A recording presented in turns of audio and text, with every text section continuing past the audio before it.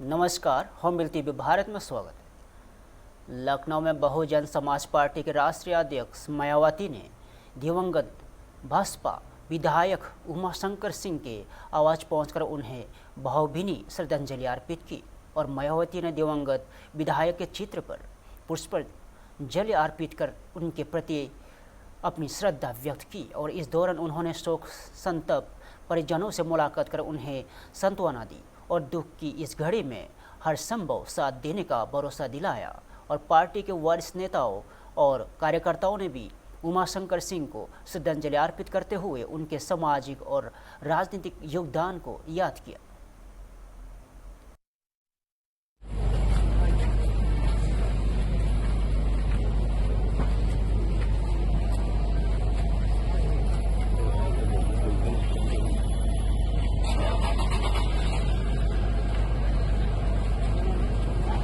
आगे नहीं आगे नहीं आगे नहीं आगे नहीं आगे नहीं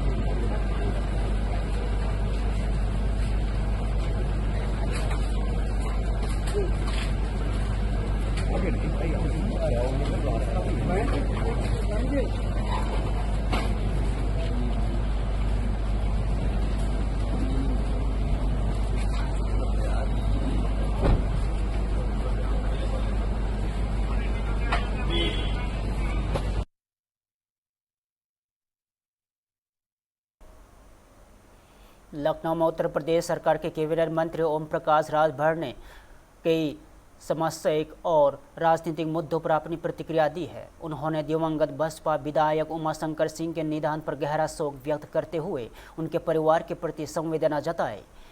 इसके साथ ही उन्होंने अखिलेश यादव के पीडीए विकास दुबे प्रकरण और उप मुख्यमंत्री ब्रजेश पाठक को लेकर दिए गए बयानों पर भी पलटवार किया और राजभर ने अटल बिहारी वाजपेयी रोड और राम मंदिर दान विवाद और पेट्रोल में एथेनॉल ब्लेंडिंग संबल हिंसा की न्यायिक और आयोग रिपोर्ट और राष्ट्रीय स्वयंसेवक संघ प्रमुख मोहन भागवत के छात्र संवाद कार्यक्रम महिला आरक्षण और परिसीमन जैसे मुद्दों पर भी सरकार का पक्ष रखते हुए अपने विचार साझा किए।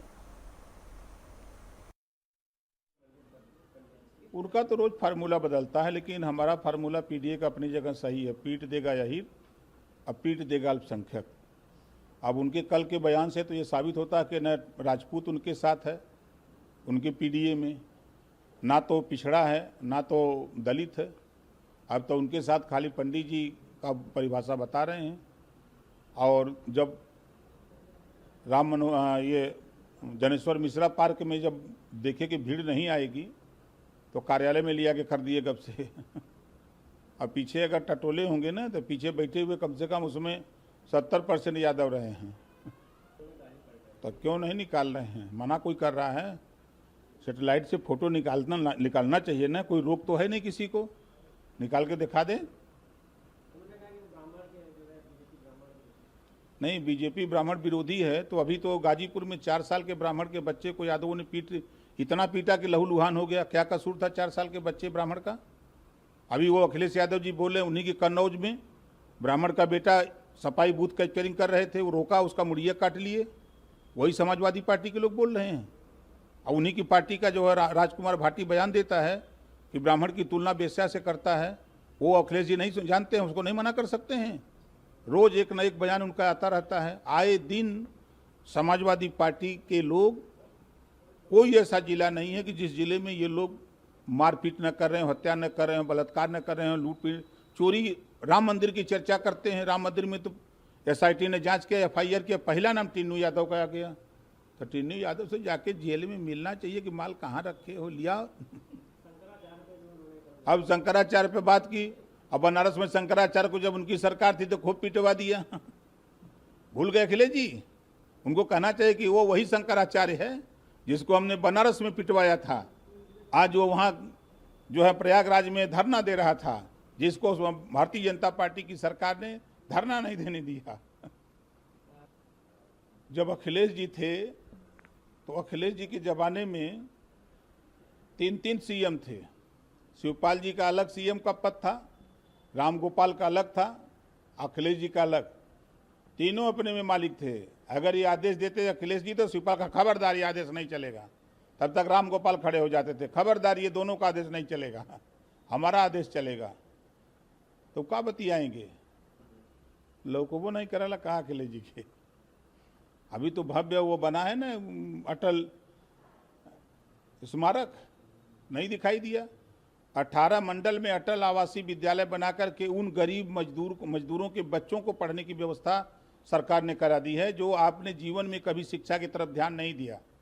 आज जाकर के किसी प्राथमिक विद्यालय में, जूनियर हाई स्कूल जो सरकारी चले जाएं, तब उनको समझ में आएगा कि समाजवादी पार्टी की सरकार में कैसा विद्यालय था, आज की सरकार में कैसा विद्यालय है, उनको खूब समझ में आएगा।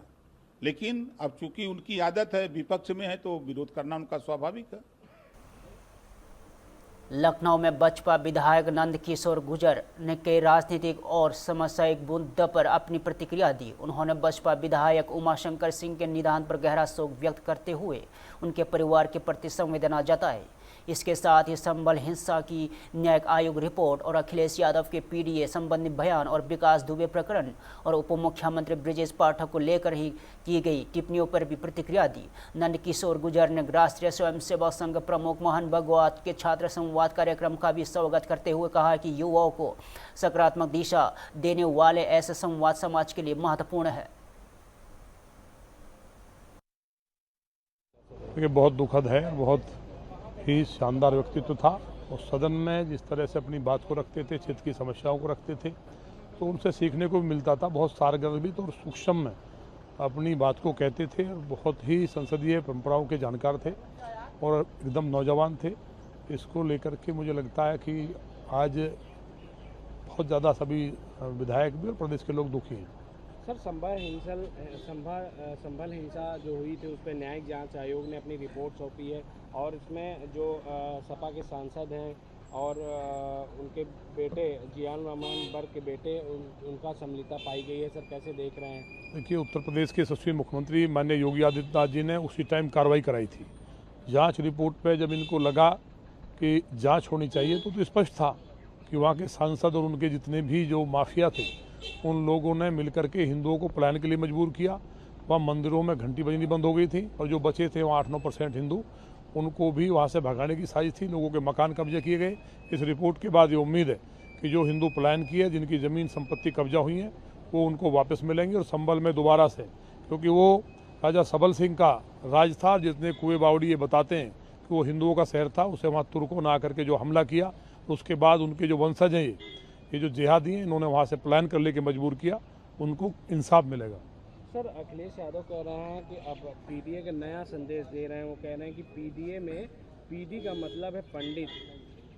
अब पहले तो पंडितों को बता रहे थे वैसा से बुरे हैं, साधुओं को बता रहे हैं कि शोर हैं बैठ करके पार्लियामेंट में उनको। तो ब्राह्मणों के लिए अभी कथावाचक वाले मामले में क्या हुआ, अपने घर पर हवन कराते हैं ब्राह्मण से और उनसे बोलते हैं कि बाहर आके बताना यादव हूँ मैं।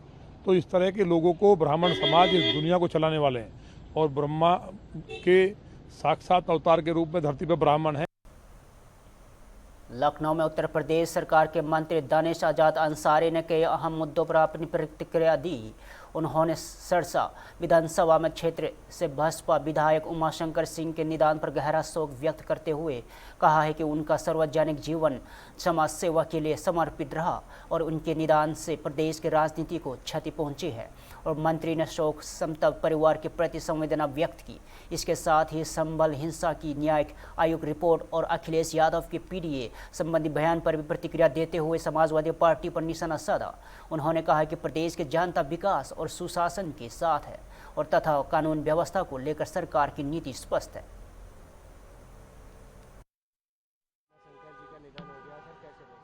देखिए, बड़ा दुखद है कि माननीय विधायक उमाशंकर सिंह जी का निधन का शोक संदेश हमें प्राप्त हुआ। हमारे जनपद बलिया के रसड़ा विधानसभा से वो माननीय विधायक थे और उनका पूरा जीवन जो है वो समाज की सेवा के लिए रहा है। इस दुखद घड़ी में उनके पूरे परिवार के साथ भारतीय जनता पार्टी की तमाम हमारा पूरा जो परिवार है उनकी शोक संवेदनाएं हम व्यक्त करते हैं और इस दुख की घड़ी में उनके परिवार के साथ हम सब खड़े हैं। सर, समाजवादी पार्टी के राष्ट्रीय अध्यक्ष अखिलेश यादव पीडीए का नया संदेश दे रहे हैं, उसको कैसे देखते हैं? देखिए, समाजवादी पार्टी को अब ये जो है ये अवसरवादी पार्टी है। पीडीए का जो इनका फार्मूला है, हमेशा अवसर देख के ये फार्मूला बदलता रहता है। कभी पी से वो पिछड़े की बात करते हैं, कभी पी से उनका डेफिनेशन बदल जाता है। तो ये अवसरवादी पार्टी, इसने हमेशा समाज के लिए नकारात्मक भाव के साथ काम किया है और प्रदेश की, हमारी उत्तर प्रदेश की सम्मानित जनता समाजवादी पार्टी का असली जो है चरित्र जानती है और उनके किसी भी बहकावे में नहीं आने वाले। उत्तर प्रदेश के हर जाति धर्म मजहब के लोगों ने पूरी तरीके से 2027 में पूर्ण और प्रचंड बहुमत के साथ भारतीय जनता पार्टी की डबल इंजन की सरकार बनाने का मन बनाया है। एक आखिरी सवाल सर, संभल हिंसा जो हुआ था उस पर न्यायिक जांच आयोग ने रिपोर्ट सौंपी है, उसमें समाजवादी पार्टी की संलिप्तता पाई गई है, वहाँ के जो सांसद हैं। देखिए, समाजवादी पार्टी ने हमेशा समाज के भीतर अस्थिरता पैदा करने का काम किया है। समाज में आपस में टकराव हो, ये समाजवादी पार्टी का हमेशा से मूल मकसद रहा है। समाज में जो भाईचारा है, उस भाईचारे को किस तरीके से खंडित करने का काम ये समाजवादी पार्टी ने हमेशा किया है। हमें भूलना नहीं चाहिए 2012 से लेकर 17 तक जब उत्तर प्रदेश में समाजवादी पार्टी का शासनकाल था, तब इसी उत्तर प्रदेश में 700 से अधिक दंगे कराने का काम ये समाजवादी पार्टी ने किया।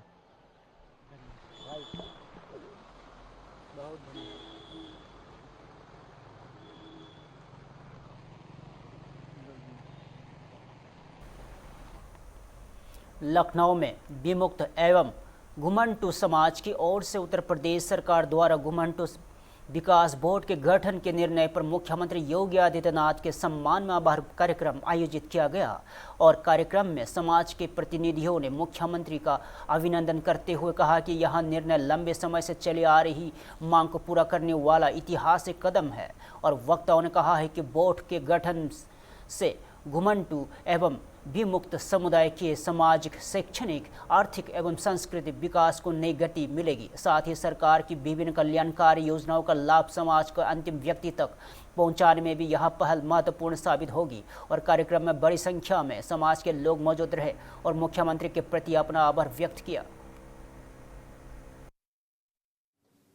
1857 की प्रथम स्वातंत्र समर अंग्रेजों की चूलों को हिला दिया था।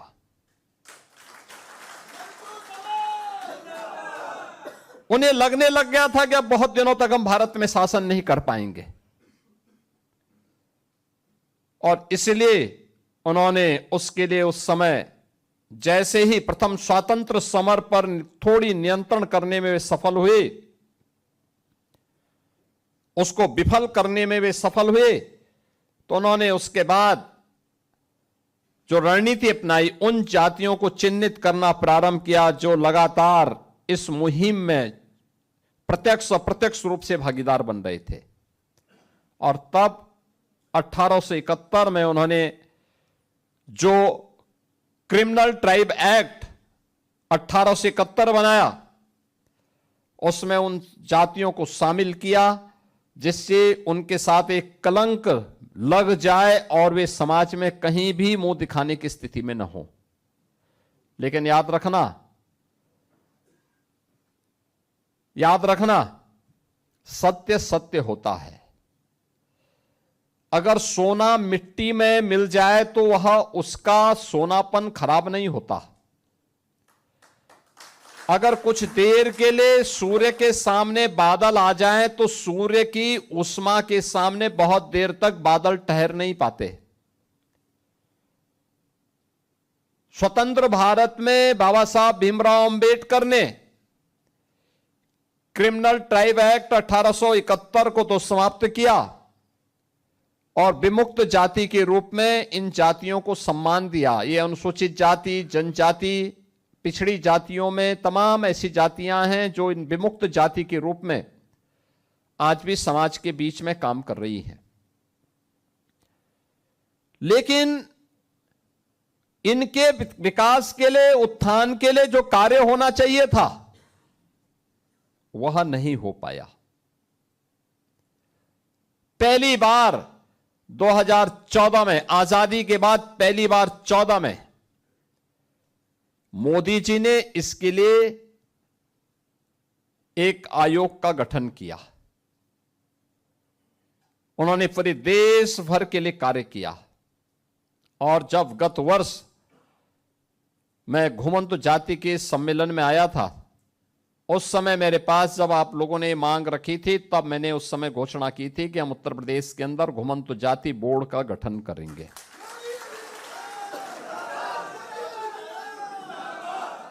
अब बोर्ड के गठन की प्रक्रिया आगे बढ़ी है। बहनों और भाइयों, पिछले 12 वर्ष में प्रधानमंत्री मोदी जी के नेतृत्व में जम्मू कश्मीर के राजौरी दौरे पर पहुंचे मुख्यमंत्री उमर अब्दुल्ला ने बाढ़ प्रभावित क्षेत्रों का जायजा लिया और राहत, पुनर्वास और पुनर्निर्माण कार्यों की समीक्षा की। उन्होंने कहा कि प्रशासन की प्राथमिकता प्रभावित परिवार को जल्द से जल्द राहत पहुंचाना और सामान्य जनजीवन बहाल करना है। मुख्यमंत्री ने प्राकृतिक आपदा से जान गंवाने वालों के प्रति गहरी संवेदना व्यक्त करते हुए कहा है कि प्रभावित परिवारों को हर संभव सहायता उपलब्ध कराई जाएगी और उन्होंने बताया कि बिजली आपूर्ति को लगभग पूरी तरह बहाल कर दिया गया है और जबकि पेयजल व्यवस्था को दुरुस्त करने के लिए युद्ध स्तर पर कार्य जारी है। इसके अलावा क्षतिग्रस्त मकानों के लिए मुआवजा, जमीन गंवाने वाले परिवारों के पुनर्वास, फसल नुकसान और प्रभावित किसानों को राहत और आवश्यक सुविधाएं उपलब्ध कराने का भी आश्वासन दिया। तो रेस्क्यू का 19 तारीख को जो हालात बने, हमारी पहली जिम्मेदारी थी कि जानी नुकसान जो है वो कम से कम हो। इस जिले में 4 कीमती जानें गईं, उसका हमें बेहद अफसोस है, लेकिन अगर इंतजामिया की तरफ से वो तमाम इकदामात नहीं उठाए गए होते जो रातों रात डीसी साहब और एसएसपी साहब ने उठाए थे ऑनरेबल एमएलए साहिबान के साथ, शायद ये नंबर और ज्यादा बढ़ जाता है। फिर हम रिकवरी पे आए कि जो लोग लापता हैं उनको हम ढूंढ के निकालें। अब रिहैबिलिटेशन और रिकंस्ट्रक्शन की बात आ रही है। जहां जहां नुकसान हुआ है उसको दुरुस्त करने की जरूरत है, टेम्पररी रेस्टोरेशन, उसके बाद परमानेंट। बिजली के सप्लाई को लगभग 100% रिस्टोर किया गया है। पानी का एक बहुत बड़ा मसला बना हुआ है। कई सारे हमारे जल शक्ति डिपार्टमेंट के वाटर की सप्लाई स्कीमें जो हैं वो बैठी हुई हैं।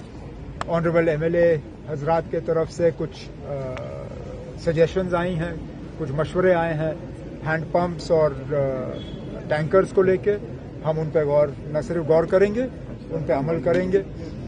इसके साथ साथ जिन लोगों के मकानात जो हैं उनको नुकसान हुआ है उनको सही तरीके का मुआवजा मिले। जिनकी ज़मीनें गायब हो गई हैं उनको अल्टरनेट प्लॉट दिए जाएं ताकि वो अपने मकान बना सकें। जिनके खेतों को नुकसान हुआ है, जिनकी फसल तबाह हुई है, उनको कम से कम अगले 6 महीने साल तक जो है मुफ्त राशन का किस तरह हम इंतज़ाम कर सकते हैं वो हम कर लेंगे। उसके अलावा ऑनरेबल एमएलए साहब, खासकर इफ्तिखार साहब ने राजौरी शहर के मुतल्लिक 2-3 बड़ी बातों, बड़े प्रोजेक्ट्स के हवाले से बात की। एक तो अमृत फेज़ 2 राजौरी के लिए, बेला बस स्टैंड के ऑल्टरनेट कोई जगह जहां बस स्टैंड बन सके, और यहाँ पावर के हवाले से और वाटर के हवाले से जो बातें इन्होंने की हैं उनको हम जरूर बहुत जरूरी है। थोड़ा कैमरे वाले पीछे चले जाओ यार, ज्यादा मुझे पहले कभी एक बात ये समझा लो ना, आप लोगों के पास कैमरा 10 होते हैं, माइक 20। ये सिलसिला कैसे? चले कोई नहीं, हाँ बोलो सर। बताइए, राजौरी पुंछ का दौरा किया है, थोड़ा सस्पेंड कर लिया सर, क्या बराबर की तरफ से की जा रही है अभी तक? दिल्ली में बसपा के राष्ट्रीय महासचिव तरुण चुग ने झारखंड में छात्र आंदोलन और संसद में विपक्ष प्रदर्शन और प्रयागराज में राहुल गांधी के प्रस्तावित छात्रों की गूंज कार्यक्रम को लेकर कांग्रेस पर निशाना साधा। उन्होंने आरोप लगाया कि कांग्रेस छात्र के हितों को लेकर दोहरा रवैया अपनाती है और छात्रों के मुद्दों पर राजनीतिक लाभ उठाने का प्रयास करती है। तरुण चुग ने कहा कि संसद लोकतंत्र सर्वोच्च मंच है जहां महत्वपूर्ण मुद्दों पर सार्थक चर्चा होनी चाहिए, लेकिन विपक्ष बहस से बचकर केवल हंगामा करने की राजनीति कर रहा है। उन्होंने दावा किया है कि देश की जनता विपक्ष की राजनीति को समझ चुकी है और विकास के मुद्दों पर सरकार के साथ खड़ी है।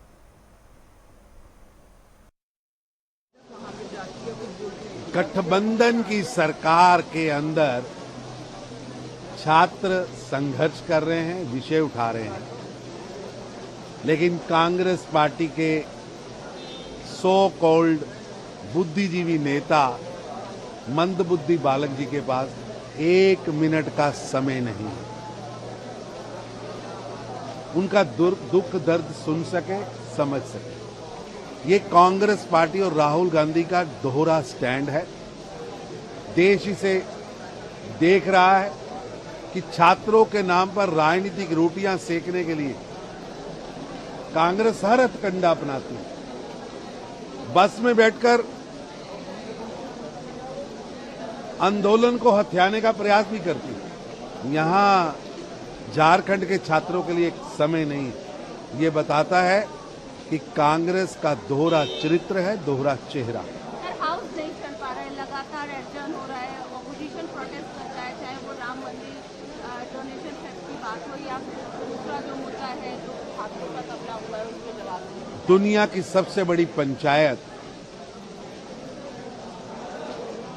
और दुनिया के सबसे बड़े लोकतंत्र की पंचायत, कांग्रेस पार्टी वहां से चर्चा से भाग रही है, क्योंकि उसको पता है कि जब चर्चा होगी तो उसके पास ना मुद्दे हैं, ना लॉजिक है, ना उनके पास कहने को कुछ है। अगर चर्चा हुई तो उनकी झूठ, उनका भ्रम पकड़ा जाएगा। इसलिए कांग्रेस पार्टी लगातार चर्चा से भाग रही। सर, दूसरी तरफ राहुल गांधी इलाहाबाद के अंदर जो है वो स्टूडेंट से संवाद की बात कर रहे हैं, फिर दोबारा जैसे उन्होंने कोटा में उनको परमिशन नहीं। लोकसभा में चर्चा के लिए आप तैयार नहीं हैं, और जब सत्र चल रहा है तो सबसे बड़ी पंचायत को दिरकनार करके आप होची राजनीति कर रहे हैं।